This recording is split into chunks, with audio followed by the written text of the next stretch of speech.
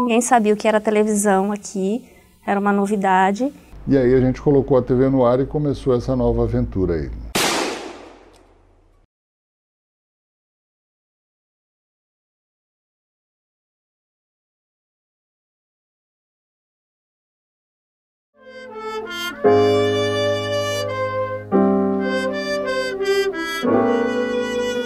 Nós trabalhávamos desde 87 no escritório da Rede Globo Oeste Paulista, aqui em Prudente, e naquele ano a gente recebeu a visita do Raul Bastos, que era um diretor da Globo, que conversou com a gente que o escritório seria desfeito para que desse um novo início, né, de um ciclo de televisão aqui em Prudente. E a TV Bauru, ela pegava toda a parte oeste de São Paulo, incluindo as regiões de São José do Rio Preto, Araçatuba, Marília e Prudente.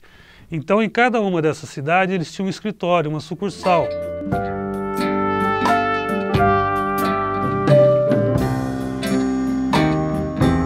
O grupo Paulo Lima, eles estavam prontos para abrir uma TV, que veio a ser a TV Pontal, né?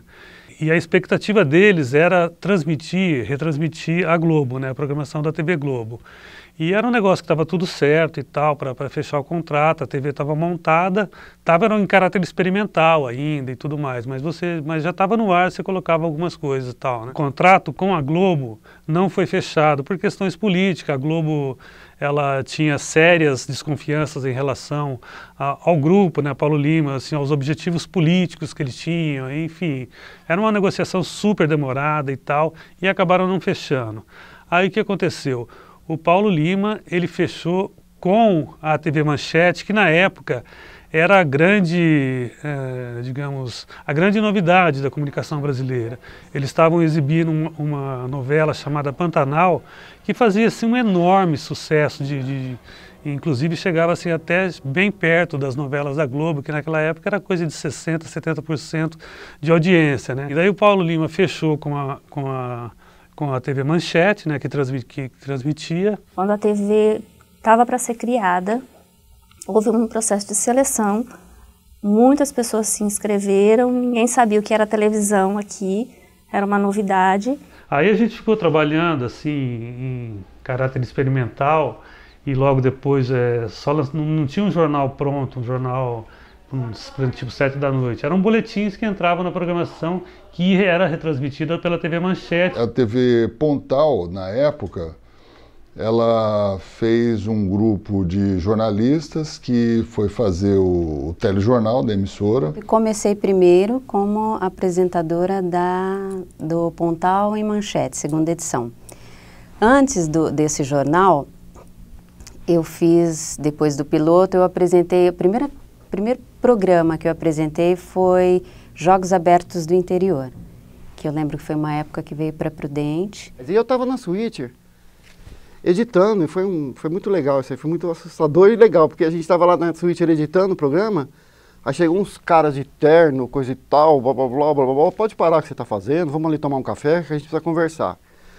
Era o diretor da Globo já, isso foi em maio de 94, era o seu André Barroso com o Luiz Carlos Navarro. O André Barroso ia assumir a direção geral e o Luiz Carlos Navarro ia ser o engenheiro. Aí fomos lá tomar café, aí paramos com o que a gente estava fazendo, a produção dos programas da TV Manchete e paramos tudo. Desabilitou, para a produção, paramos e esperamos a inauguração. Foi uma opção dos donos, né? Eu acho que porque a TV Manchete já vinha num processo de derrocada, né? Ela já estava meio que terminando as funções dela.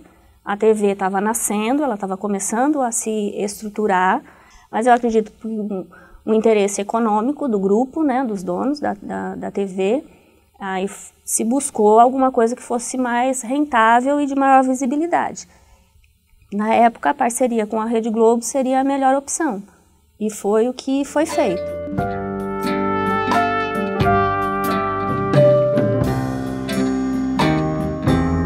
Embora a negociação do Grupo Paulo Lima com a direção da TV Globo não tivesse sido fechada em 89, essas tratativas, elas continuaram, né? Quando chegou em 94, aí eles conseguiram chegar a um consenso e para que a TV Pontal passasse a transmitir a Globo, ou seja, virasse uma afiliada da Globo.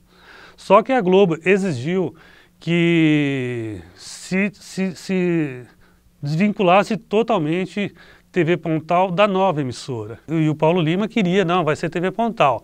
E a Globo falou, não, não vai ser TV Pontal.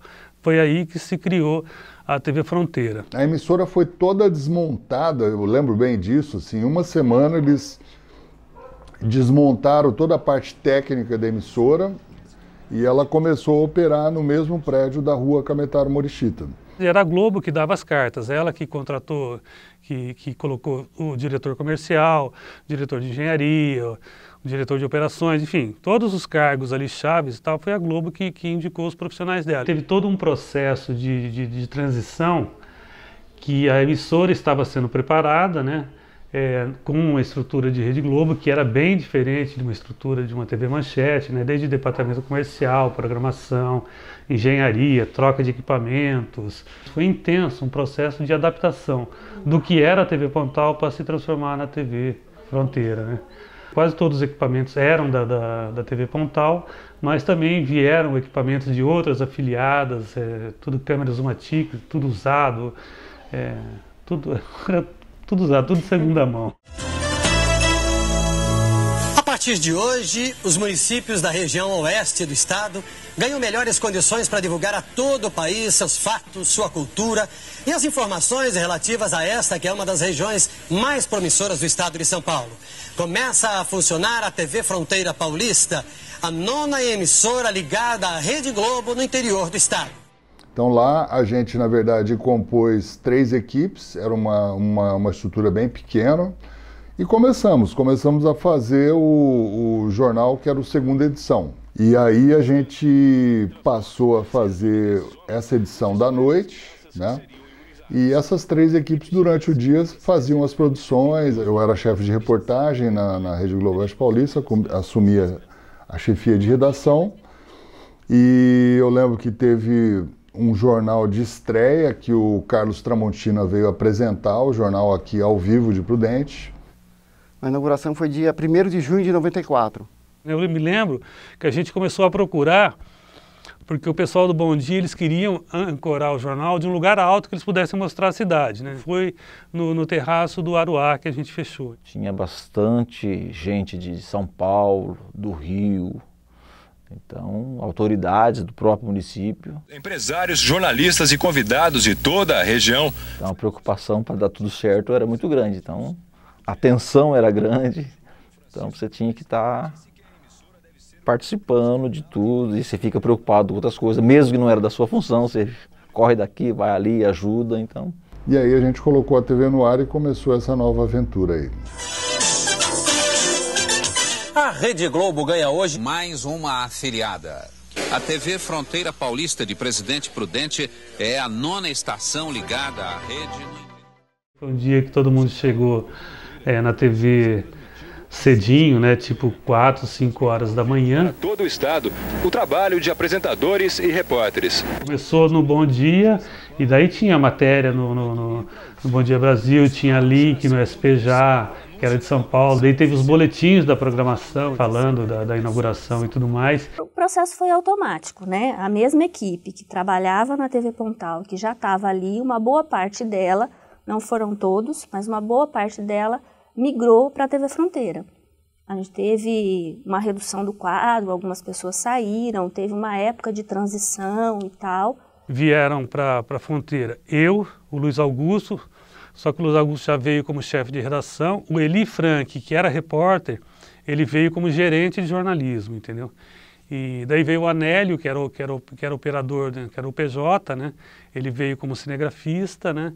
E eu, que era produtor, eu vim como uma espécie de chefe de reportagem. Boa noite.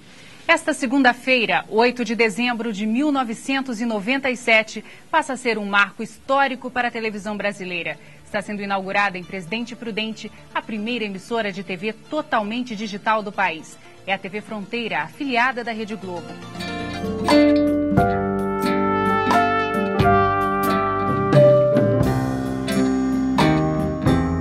Em 97, quando mudou para o prédio próprio, foi uma mudança muito grande, uma mudança... É outro nível, né? Outro nível. Saiu daqui do prédio do Bom Giovanni e foi para o Parque do Povo, que era um prédio belíssimo, construído, pensado para televisão. Foi a primeira TV digital do Brasil. A gente recebeu muitas pessoas da Globo aqui, eram equipamentos de ponta. Estava nessa transição, a gente ia para São Paulo, ver as empresas que estavam fornecendo software, fornecendo equipamento. Mas tinha um acordo, parece, com a Globo e com a Sony, que tinha que fechar com o equipamento da Sony, entendeu? Aí, aonde vai estar em exposição esses equipamentos? Lá em Las Vegas, aí nós fomos para Las Vegas, na NAB de 97. A NAB, você só vê equipamento, não tem muita coisa assim de... Você não pode operar, você não pode... Eles são lá para vender. A gente teve que passar por um processo de treinamento, porque a gente saiu de um sistema de captação de imagem, que era o sistema Matic, e depois do Matic existia o sistema Beta. O Beta já estava em a utilização já há anos pelas emissoras de outras da capital, né, do grupo Globo. E não valia a pena a gente sair da Matic, entrar na Beta para depois entrar no digital, que era a tendência daquele momento. O que foi? A gente saltou, foi da Matic direto para digital. Isso foi difícil. A operação ela é simples, não muda muito. Pegar uma câmera Matic e uma câmera digital, o REC e o pause ali é parecido, o balanceamento de câmera também é muito parecido, não sofre tanto. Mas a operacionalidade de um equipamento como aquele era muito difícil, por quê? Ele tinha vários recursos, não se limitava apenas à câmera, tinha todo um sistema por trás disso, dando suporte a isso, que eram os VTs internos para fazer as edições, para pegar, transformar dessa fita, transformar o sinal digital, jogar para dentro dos computadores das ilhas de edições da emissora e aquilo jogar para o setor de corte de imagem e também o controle MES, que também veio ser tudo digital, ou seja, não tinha mais nenhuma fita, era tudo no computador. Então isso foi muito difícil na época. A câmera tinha um sistema de iluminação muito mais sensível, então exigia um treinamento melhor e maior, um tempo maior. Todos os operadores tinham uma chance, eles tinham que fazer um curso da câmera nova que ia chegar, e os melhores eles iam passar para repórter cinematográfico. Quando mudou, o nome dele era José Andrade, ele veio do Rio de Janeiro, ele era da equipe da engenharia de lá, da equipe de treinamento. Então nós, o PJ, todos fizeram o curso. Os melhores eles seguraram e os outros eles dispensaram. E ele veio dar um curso pra gente, falando dessa mudança, como é que era o equipamento, o que devia ser feito. Muita gente não sabia trabalhar com o sistema digital. Tanto é que os meninos da Sony traziam os cursos para a gente e eles explicavam só o superficial. Eles deixaram um computador montado o sistema digital para a gente e nós, os editores de imagem, sentava naquele computador e ia descobrindo aos poucos. Então cada um descobria uma coisa e ia passando para o amigo, para o companheiro. Olha, isso faz aquilo. Então a gente foi assim... A gente teve um trabalho muito grande para aprender como é que funcionava esse sistema digital. A gente bateu muita cabeça até chegar mesmo à edição. Uma emissora diferente, né? A primeira digital do Brasil, né? Então isso para nós era também um maior orgulho.